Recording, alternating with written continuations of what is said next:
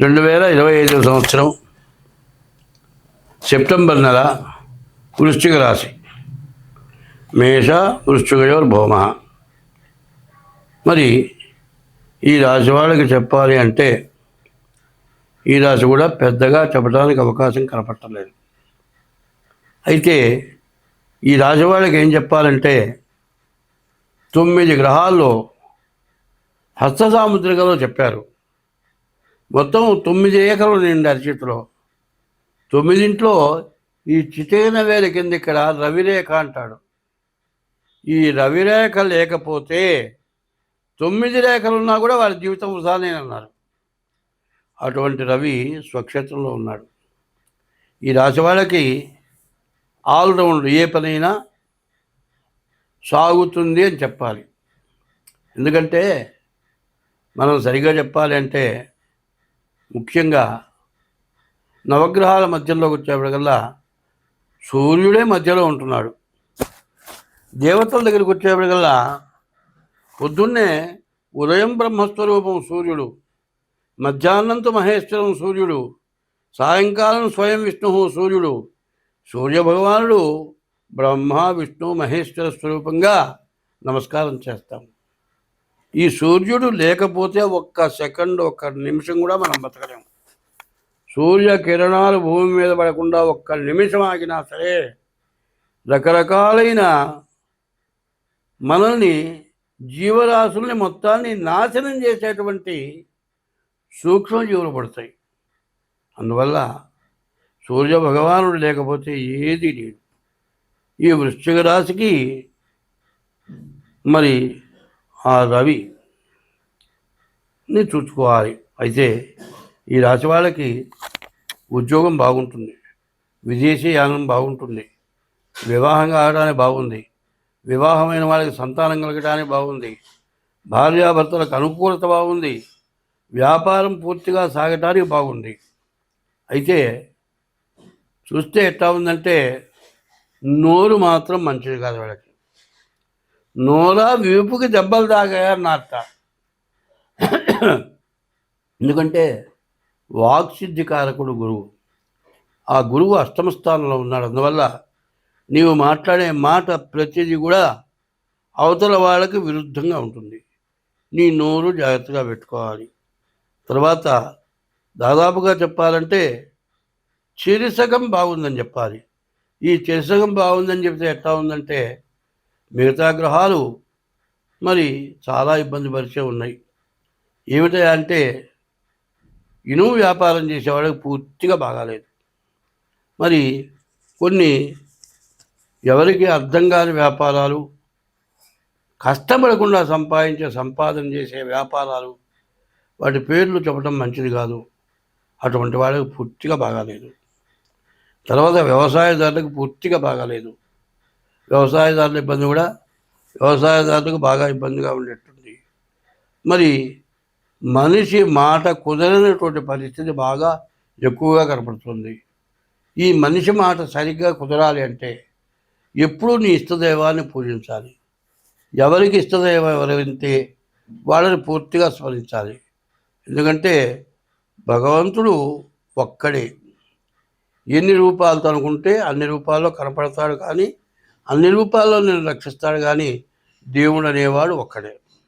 ఎందుకంటే సహస్ర శీర్షం దేవం విశ్వాక్షం విశ్వశంభవం.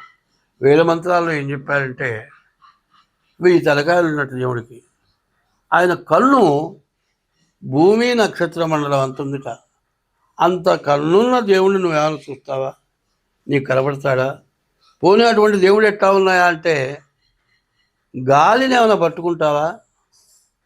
గాలి రూపంలో ఉన్నట్ట, నీటి రూపంలో ఉన్నట్ట, మరి రకరకాలుగా ఉన్నాడు ఆయన. ఆయన మనం ఆయన్ని పట్టుకుంటానికి, ఆయన్ని కలవటానికి శక్తి లేదు. కానీ నీవు నమ్మి ఏ దేవుణ్ణి పూజిస్తావో, ఏ దేవుణ్ణి స్మరిస్తావో ఆ దేవుడు నీ కోరిక నెరవేరుస్తాడు. కాబట్టి దేవుడు ఉన్నాడని నమ్ముతావు. కాబట్టి ఈ రాశి వాళ్ళకి చెప్పాలంటే ముఖ్యంగా దేవుణ్ణి పూజించడమే చాలా అవసరం.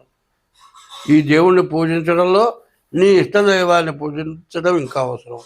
నీ ఇష్టదైవాన్ని పూజించడం కంటే నీ తల్లిదండ్రుల్ని పూజించడం ఇంతకంటే అవసరం. భార్య కంటి నీళ్ళు రాకుండా చూసుకుంటూ నీ ఇష్టదైవాన్ని తలుచుకో. తర్వాత నీ డేట్ ఆఫ్ బర్త్ ద్వారా జాతకం చూపించుకో. నిన్నటి వరకు వృశ్చిక రాశి పరిస్థితి చాలా అధ్వానంగా ఉంది. అయితే ఇప్పుడు కొద్దిగా మంచి వచ్చింది. ఈ మంచిని ఉపయోగించుకోవాలంటే నేను చెప్పిన పద్ధతి తల్లి, తండ్రి, భార్య, దేవుడు, నీ వృత్తి దైవం. నీ వృత్తిని దైవంగా పూజించు. నీ వృత్తే దేవుడు. ఈ మనస్తత్వం కలిగి నీ డేట్ ఆఫ్ బర్త్ ద్వారా నీ జాతకాన్ని చూపించుకోవడం చాలా అవసరం. ఈ జాతకం చూపించుకొని దానికి తగిన ఉపశాంతి చేసుకోండి. డేట్ ఆఫ్ బర్త్ లేకపోతే హస్త సాముద్రిక ద్వారానైనా సరే మీ జాతకం చూపించుకోండి. ఇప్పుడు అక్టోబర్ నెలలో, ఇందా సెప్టెంబర్ చెప్పుకున్నాం, అక్టోబర్ నెలలో వృశ్చిక రాశి ఎట్లా ఉందో చూద్దామంటే ఈ వృశ్చిక రాశికి ప్రధానమైనటువంటి పనులన్నీ కూడా జరుగుతాయి. మీకు ఏది కావాలో అది జరగడానికి పూర్తిగా అవకాశం ఉంది. అన్నిటికంటే ఏం చెప్పాడంటే యవనం చాలా కొద్ది.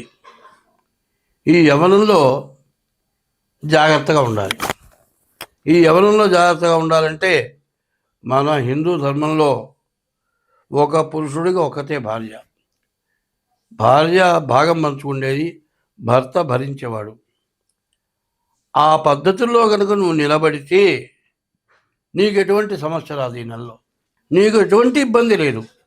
కాబట్టి నీవు ఉద్యోగం చేసుకున్నా, నువ్వు వ్యాపారం చేసుకున్నా, నువ్వు ఏ వృత్తి చేసుకున్నా ముందు తల్లి, తండ్రి, భార్యను చుట్టం ఈ రాశి వాళ్ళకి చాలా అవసరం. తర్వాత చెప్పాలి అంటే నీ లెక్కలో 9 రకాల్లో 2 రకాలే బాగున్నాయి, 7 రకాలు బాగాలేవు. ఈ 2 రకాలు కూడా నిన్ను బాగా ఉద్ధరించేటువంటి స్థితిలో ఉన్నాయి. ఆ ఉద్ధరించేవి నిన్ను ఉద్ధరించాలి అనుకునేటట్లయితే నీ డేట్ ఆఫ్ బర్త్ ద్వారా నీ జాతకం చూపించుకోక తప్పదు.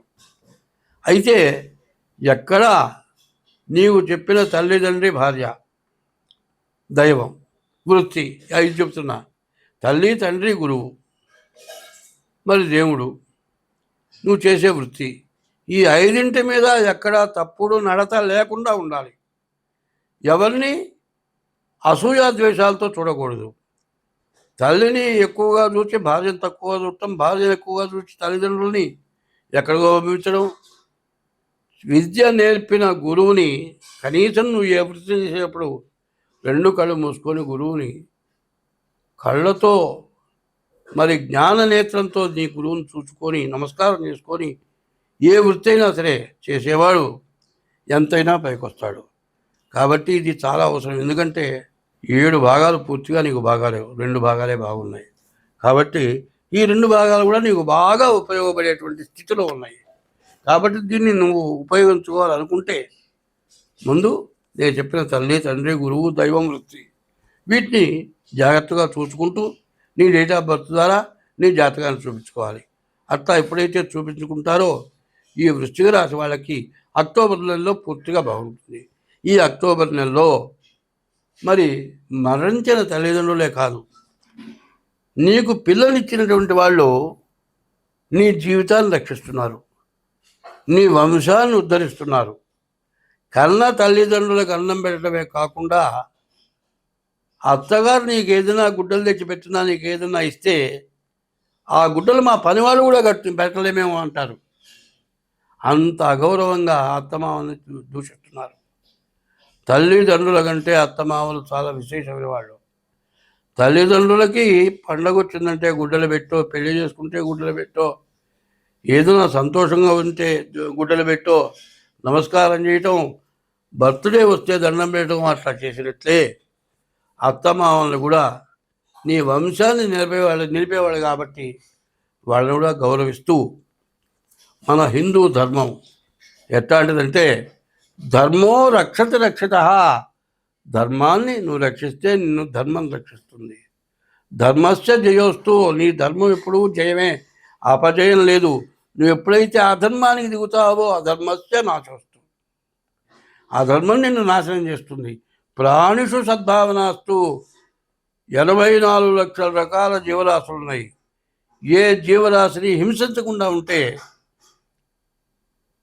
ప్రాణిషు సద్భావనాస్తు, ఈ ప్రాణిషుని ప్రతి 84 జీవరాశుల్ని హింసించకుండా చంపకుండా ఉంటే ప్రాణిషు సద్భావనస్తు విశ్వస్య కళ్యాణమస్తు, విశ్వం మొత్తం బాగుంటుంది, ప్రపంచం మొత్తం బాగుంటుంది.